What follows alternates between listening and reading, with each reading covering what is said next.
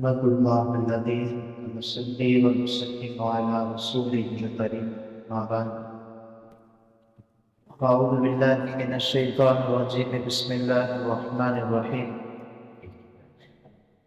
يا أيها الذين آمنوا كتب عليكم الصيام كما كتب على الذين من قبلكم لعلكم تتقون صدق الله مولانا العظيم وصدق رسوله النبي الكريم ونحن على ذلك من الشاهدين والشاكرين والحمد لله رب العالمين. கொஞ்சம் நெருங்கி உட்கார்ந்து கண்ணியத்திற்கும் மிகுந்த மரியாதைக்கும் உரித்தான இஸ்லாமிய பெரியோர்களே, சகோதரர்களே, சிறார்களே, தாய்மார்களே, உங்கள் அனைவருக்கும் அஸ்ஸலாமு அலைக்கும் வரஹ்மத்துல்லாஹி வபரகாத்துஹு. அன்பிற்கினிய அல்லாஹ்வின் நல்லடியார்களே, அல்லாஹ்வுடைய அளவற்ற கிருபையால் இன்றைக்கு 2வது நாள் தராவீஹிலே சூரத்துல் பக்ரா குர்ஆனுடைய 2வது அத்தியாயம் முழுவதும் முடிக்கப்பட்டிருக்கிறது. நேற்று இன்னைக்கு 2 நாள் சுமார் குர்ஆனில் 2.5 ஜுசுக்கள் கொண்ட மிகப்பெரிய சூரத்துல் பக்ரா முடிக்கப்பட்டிருக்கிறது. அந்த சூரத்துல் பக்ராவிலே 286 ஆயத்துகள் வருகிறது. அல்லாஹ்வுடைய பெரிய கிருபையால் நம்முடைய பள்ளியில ஒரு தொடர்ந்து கிட்டத்தட்ட 4 வருஷமா ஞாயிற்றுக்கிழமை அசருக்கு பின்னால தஃப்சீர் நடந்துட்டு இருக்குது. அதுல சூரா பக்ரா முழுவதும் முடிவடையக்கூடிய நிலையில இருக்கிறது. இன்னும் ஒரு 5-6 ஆயத்து தஃப்சீர் முடிஞ்சிச்சுன்னா சூரா பக்ரா ஃபுல்லா தஃப்சீர் முடிஞ்சிடும்.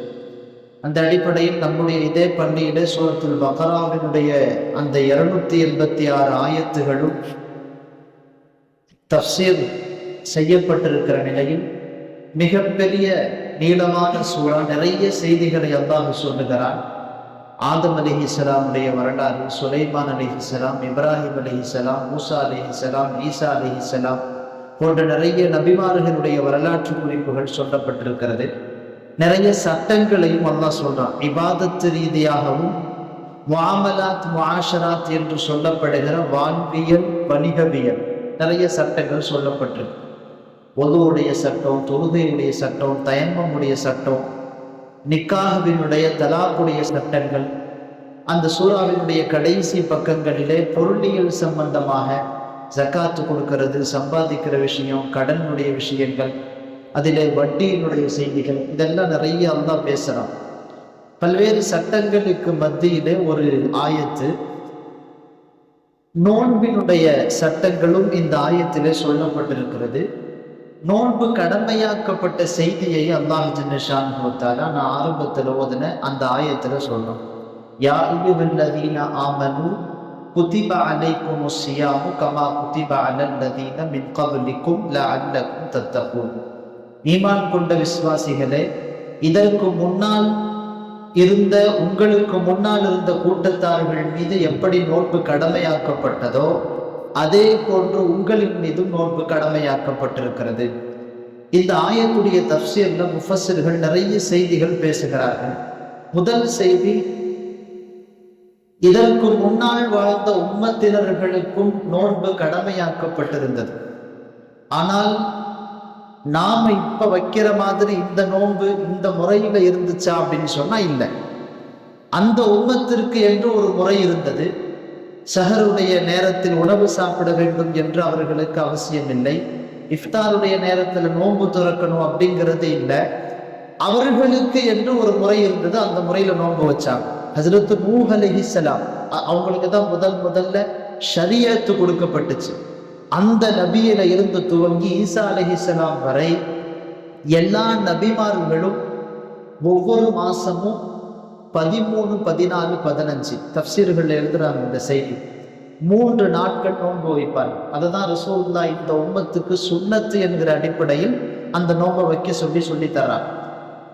ஹஸரத் மூசா அலைஹிஸ்ஸலாம் வரலாறு நமக்கு தெரியும்.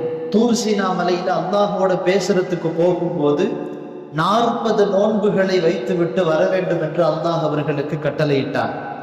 ஹஸரத் மரியம் அம்மா ஈசா அலைஹிஸ்ஸலாம் பிறக்கிறதுக்கு முன்னால அவங்களுக்கு ஒரு விதமான ஒரு நோன்பு அல்லாஹ் சொன்னான். அதாவது 3 நாள் யார்கிட்டையும் பேசக்கூடாது. ஹஸரத் ஜக்கரியா அலைஹிஸ்ஸலாம் அவங்களுக்கு அவங்களுடைய 80வது வயசில என்று வருகிறது, வேறு சில அறிவிப்புகள்ல 120வது வயசுன்னு வருது. அந்த வயசுல யஹ்யான்னு ஒரு குழந்தை பிறந்துச்சு. அந்த குழந்தை பிறக்கிற சமயத்திலே ஹஸரத் ஜக்கரியா அலைஹிஸ்ஸலாம் அவர்களுக்கும் அல்லாஹ் 3 நாளும் மௌன விரதம் இருக்க சொன்னான். ஹஸரத் மரியம் அம்மாவும் மௌன விரதம் இருந்திருக்கிறான். இப்போ நோன்பு என்பது இந்த உம்மத்துல மௌன விரதம்ங்கிறது கூடாது. அந்த உம்மத்திலே அது ஆகுமாக்கப்பட்டிருந்தது. அல்லாஹ் அவர்களுக்கு சொன்னான். நோன்பு என்பது பல்வேறு ரீதியாக இதற்கு முன்னால இருந்த உம்மத்தினர்களுக்கு கடமையாக்கப்பட்டிருந்தது. அது எப்படி இருந்துச்சுங்கிறது அந்தந்த ஷரியத்தோடு சம்பந்தப்பட்டது. நம்முடைய உம்மத்தினர்களுக்கு, உம்மத்தே முஹம்மதியாவுக்கு நோன்பு அப்படின்னு சொன்னா கிதாபுகள்ல எழுதுறாங்க, அல் இம்சாக்கு அனி தாமி வஷ்ஷராபி வல் விகாஇ நஹாரன் பின்னியத்தின் ஹாலிசன் லில்லாஹி தஆலா. பகல் நேரத்தில் உண்ணுவது, குடிப்பது, உடல் ரீதியான இச்சைகளை நிறைவேற்றிக் கொள்ளுவது, இதை தொட்டும் ஒரு மனிதன் நீயத்தோடு தன்னை தடுத்து கொள்ளுவதற்கு, இறைவனுக்காக வேண்டி என்கிற எண்ணத்தோடு தன்னை தடுத்து கொள்ளுவதற்கு பெயர் தான் நோன்பு. இப்ப இந்த முறையான நோன்பு என்பது இந்த உம்மத்தின் மீது மட்டும் கடமையாக்கப்பட்டிருக்கிறது. ஏன்னா ஆரம்ப காலத்துடைய நோன்பு இன்னைக்கு ஓதப்பட்ட இதே சூரா பக்ராவுடைய வசனங்கள்ல வருது. ஆரம்ப காலத்துல நோன்பு அப்படிங்கிறது இரவு நேரத்திலையும் இருந்திருக்கிறது. ஒரு குறிப்பிட்ட நேரம், 1 மணி நேரம் அல்லது அரை மணி நேரம், அந்த நேரத்துக்குள்ள சாப்பிட்டுக்கிடணும், அவ்வளவுதான். அதற்கு பிறகு சாப்பிடக்கூடாது. அடுத்து அந்த நேரம் வருகிற வரை சாப்பிடுறதுக்கு அனுமதி இல்லை. ஆனா இப்ப நாம எப்படி செய்யறோம்? சஹர் சாப்பிட்டுட்டு அதுக்கு பின்னால இஃப்தார்ல நாம் நோன்பு திறந்துட்டோம்னு சொன்னா சஹர் வரை சாப்பிட்டு கொள்ளுவதற்கான அனுமதி இருக்கிறது. கண்டிப்பா சாப்பிடணும்னு அவசியம் இல்லை. அந்த ஃபுல்லா இருக்கிற அந்த 8 மணி நேரம் 10 மணி நேரம் ஃபுல்லா சாப்பிட்டே இருக்கணும்னு அவசியம் இல்லை. ஆனால் சாப்பிட்டு கொள்ளுவதற்கான அனுமதி இருக்கிறது. இப்ப இந்த முறையில் நோன்பு என்பது இந்த உம்மத்தின் மீது மட்டும் கடமையாக்கப்பட்டிருக்கிறது. அந்த நோன்பு அது சம்பந்தமான நிறைய செய்திகள் இருக்குது. முக்கியமா ஒரு செய்தி என்னன்னு சொன்னா, இந்த நோன்பு என்பது ஆகிரத் ரீதியாக நிறைய பலன்கள் அப்படிங்கிறது குர்ஆன் ஹதீஸ்ல வருது. இன்னைக்கு நமக்கு கரண்ட் பொசிஷன்ல சில செய்திகள் சொல்லணும்னு சொன்னா, மருத்துவ ரீதியாக நிறைய பலன்கள் இருக்குது. இன்னைக்கு ஆலிம்சாக்கள் நோன்பை பத்தி நிறைய பேசுறதை விட மருத்துவர்கள் நிறைய பேச துவங்கி இருக்கிறார். சென்னையில அஸ்வின் விஜய் அப்படின்னு சொல்லி ஒரு டாக்டர், நரம்பியல் மருத்துவர், ஆர்த்தோ டாக்டர். அவரு ஒரு சின்ன வீடியோ கிளிப்ல, 4 நிமிஷம் வீடியோ கிளிப்ல இன்னைக்கு வாட்ஸ்அப்ல நிறைய அது பரவிட்டு இருக்கு அந்த செய்தி. அவர் அமெரிக்கா போன்ற மேலை நாட்டுகளினுடைய ஆராய்ச்சி என்று சொல்லி ஒரு சில செய்திகளை நோன்பின் மூலமாக கிடைக்கக்கூடிய மருத்துவ குணங்கள், மருத்துவ பலன்களை பத்தி சொல்றாரு. அதுல ஒரு 6 செய்தி அவர் முக்கியமா சொல்றாரு. 1, நம்முடைய உடலில் பல நாட்களாக தங்கி இருக்கிற நச்சுக்கள் இந்த நோன்பின் மூலமாக வெளியாகும். உடம்புல, ரத்தத்துல, நம்முடைய இதர உறுப்புகள்ல போய் இருக்கக்கூடிய நச்சுக்கள் இருக்குதுல, கேஸ் மாதிரி, கேஸ் ட்ரபிள் மாதிரி உள்ள நச்சுக்கள், வேற ஏதாச்சும் ஒரு உணவின் மூலமாக நம்முடைய உடலுக்கு போய்விட்ட நச்சுக்கள், இந்த நச்சுக்களை எல்லாம் இந்த நோன்பு வெளியாக்குது அப்படிங்கிறார் அவர். முறையா இஸ்லாம் எப்படி சொல்லுதோ, ஷரியத் எப்படி சொல்லுதோ அந்த அடிப்படையில நோன்பு வச்சா இந்த பலன் அதனுடைய முதல் பலன். 2வது அவர் சொல்லுகிறார், உடம்புல இருக்கிற தேவையற்ற கொழுப்புகளை அது வெளியாக்கி விடுகிறது. உடம்புல உள்ள கொலஸ்ட்ராலை எல்லாம் சுத்தமா வெளியாக்குது. 3வது, இரத்தத்தில் இருக்கக்கூடிய சர்க்கரை அளவை சீர்படுத்துகிறது. உடம்புல ரத்தத்துல சர்க்கரை அளவு இருக்குதுல்ல, பிளட் சுகர் லெவல், அந்த லெவல் சரியா இருந்துச்சுன்னா தான் உடம்பு சீரா, ரத்த ஓட்டம் கரெக்டா இருக்கும். இல்லாட்டி தேவையில்லாத நோய்கள் வரும். இந்த இரத்தத்தில் இருக்கக்கூடிய சர்க்கரையினுடைய அளவை இந்த நோன்பு சீராக வைக்கிறது என்று அவர் சொல்லுகிறார். 4வது, மூளையினுடைய செயல்திறன். மூளை கொஞ்சம் ஆக்டிவா இருக்கணும்னு சொன்னா அதுல சில சுரப்பிகள் சுரக்கணும். அந்த சில சுரப்பிகள் சுரந்தால்தான் மூளை அதனுடைய செயல்திறன் சரியாக இருக்கும். அந்த மூளையினுடைய செயல்திறன் சரியாக இருப்பதற்கு இந்த நோன்பு உதவுகிறது அப்படின்னு சொல்றாரு. அஞ்சாவது, உடம்புல இருக்கக்கூடிய கொலஸ்ட்ரால் லெவலை கரெக்டா வைக்குது. கொலஸ்ட்ரால் லெவல் கூட குறைய போகும்போது அதுல பிரச்சனைகள் ஏற்படும் போது ஹார்ட் அட்டாக்கு, ஸ்ட்ரோக்கு, இந்த மாதிரி பிரச்சனைகள்லாம் இன்னைக்கு நம்ம நிறைய பார்க்கிறோம். இதுக்கு எல்லாம் தீர்வு நோன்பு அப்படிங்கிறாரு. இது ரசூலுல்லாஹும் குர்ஆனும் பல்வேறு பல வருஷத்துக்கு முன்னால பேசிடுச்சு. ஆனால் இன்றைக்கு ஆராய்ச்சியின் மூலமாக மருத்துவர்கள் சொல்லக்கூடிய செய்தி, உடம்பினுடைய பல்வேறு நோய்களுக்கு இது தீர்வாக இருக்கிறது. அதே மாதிரி ரொம்ப முக்கியமா ஆறாவது, கார்டிசால் அப்படின்னு சொல்லி ஒரு சுரப்பி. அந்த சுரப்பி உடம்புல சுரந்துருச்சுன்னு சொன்னா, அதிகமா சுரக்க ஆரம்பிச்சுன்னு சொன்னா, பொதுவா கொஞ்சம் விஷயம் தெரிஞ்சவங்களுக்கு தெரியும், உடம்புல சில சுரப்பிகள் இருக்கு. அந்த சுரப்பிகள் முறையாக சுரந்தால்தான் நம்முடைய உடலினுடைய உறுப்புகள் எல்லாம் கரெக்டா வேலை செய்யும். அந்த சுரப்பிகள் சுரக்கிறதுல கூடுதல் குறைவு ஏற்பட்டுருச்சுன்னு சொன்னா, சுகர் கூட ஒரு சுரப்பி தானே, இன்சுலின்ங்கிற ஒரு சுரப்பி. அந்த சுரப்பி சீரா அது இதுவாகும் போது நம்முடைய உடம்பு சீரா இருக்கும். அதுல கூடுதல் குறைவு வந்துருச்சுன்னு சொன்னா சுகர் லெவல் கூடுறது குறைகிறது, இதெல்லாம் அந்த இன்சுலினுடைய சுரப்பியினுடைய மூலமாக ஏற்படுறது தான். உடம்புல உள்ள அந்த சுரப்பியினுடைய இது கரெக்டா இருந்துச்சுன்னா எல்லாம் கரெக்டா இருக்கும். அதுல இந்த கார்டிசால் அப்படிங்கிற அந்த சுரப்பி அதுல அதிகமா உடம்புல சுரந்துருச்சுன்னு சொன்னா, ஸ்ட்ரெஸ்ன்னு சொல்றோம்ல, மன அழுத்தம், ஒரு விதமான விரக்தி நிலை. இன்னைக்கு நம்மள நிறைய பேர் அப்படிதான் இருக்கிறோம்.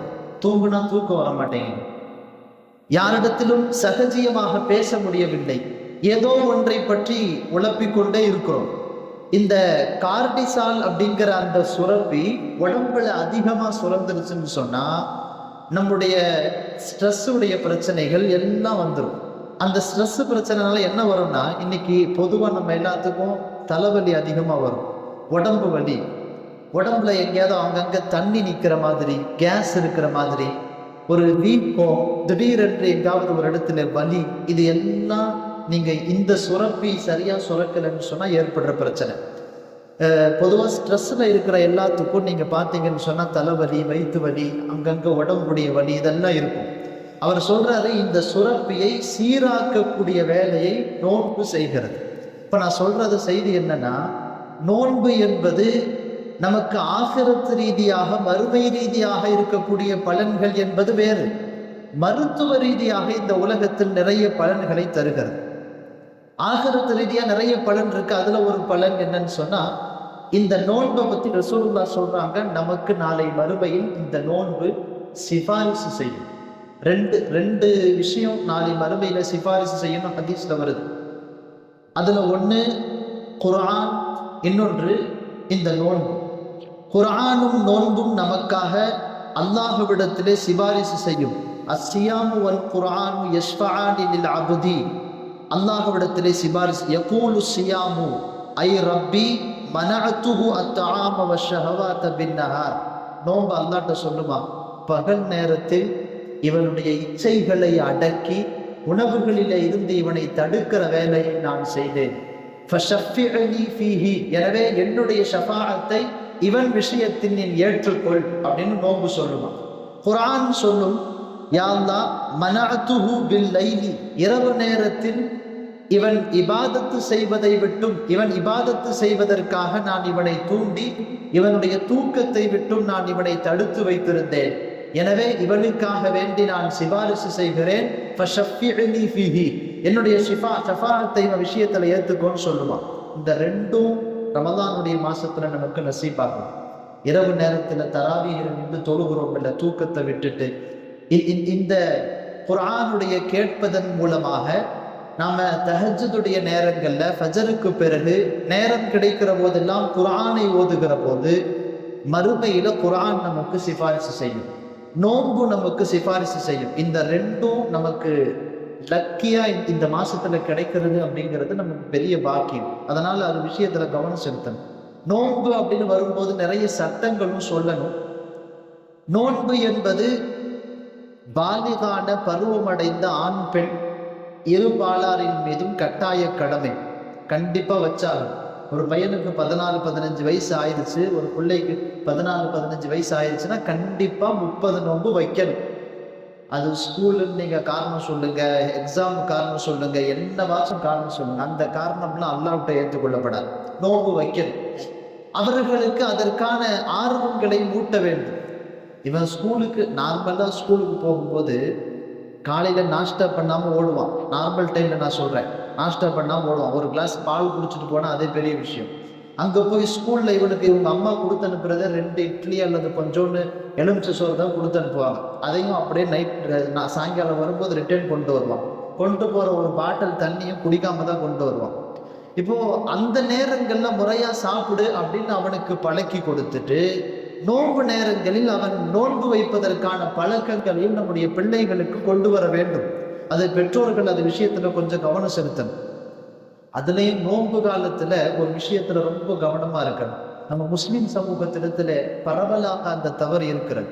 ஒரு நேரத்துல நோன்பு காலம்னு சொன்னா வெளியில நின்று டீ குடிக்கிறதுக்கு, சிகரெட் பிடிக்கிறதுக்கு, எதையாச்சும் சாப்பிடுறதுக்கு யோசிப்பாங்க. இன்னைக்கு தொப்பி போட்டு ஜுப்பா வச்சு எல்லாம் இருக்குது அடையாளம். ஆனா பொது வெளிகளிலே தான் நோன்பு இல்லை என்பதை காட்டும் விதமாக பார்க்கிறோம். நான் நோன்பு இல்லை அப்படின்னு வெளியில காட்டக்கூடாது. ரமலானுடைய மாசம்ங்கிறது அல்லாஹ்வுடைய சின்னம், அது அல்லாஹ்வுடைய அடையாளம். அந்த அடையாளத்தை நாம கண்ணியப்படுத்தணும். ரமலானுடைய மாசத்தில் ஏதோ ஒரு காரணத்தினால நோன்பு வைக்க முடியல, சரி அந்த நோன்பு வைக்க முடியலங்கிறத எந்த அளவுக்கு மறைக்க முடியுமோ அந்த அளவுக்கு மறைக்கணும். நான் நோன்பு இல்லை அப்படிங்கிறத வெளியில எல்லாருக்கும் முன்னாடியும் காட்டுற மாதிரி டீ குடிக்கிறது, மற்ற காலங்கள்ல டீ குடிக்கிற மாதிரி டீ குடிக்கிறது, அவர் நோன்பு இல்லப்பா அப்படின்னு எல்லாரும் சொல்லுவாங்க.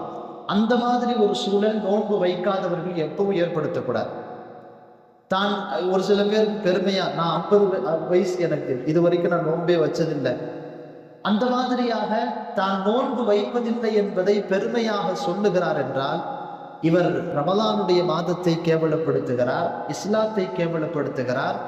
எத்தனை லட்சம் பேர் நோன்பு வைக்கிறார்களோ அத்தனை பேருடைய நோன்பையும் இவர் கேவலப்படுத்துகிறார். அந்த கேவலத்துக்கு இவர் ஒருத்தர் நோன்பு வைக்கல அப்படிங்கிறதுனால எல்லாருடைய விஷயத்தையும் கேவலப்படுத்தி அந்த பாவத்தையும் வாங்கக்கூடாதுல்ல. அதனால நோன்பு வைக்க முடியல அப்படிங்கிற பட்சத்தில் முடிந்த அளவுக்கு அதை மறைத்து கொள்ளக்கூடிய அந்த விஷயத்தை செய்ய வேண்டும். முஸ்லிம் சமூகம் அந்த விஷயத்துல கவனம் செலுத்தணும். எல்லாம் வல்ல அல்லாஹ் இந்த நோன்பின் விஷயத்தில் கவனத்தோடு இருக்கக்கூடிய பெருமக்களாக நம்மை ஆக்கி தந்தல் புரிவானாக. வாஃபிர் தாவானா அல்ஹம்துலில்லாஹி ரப்பில் ஆலமீன்.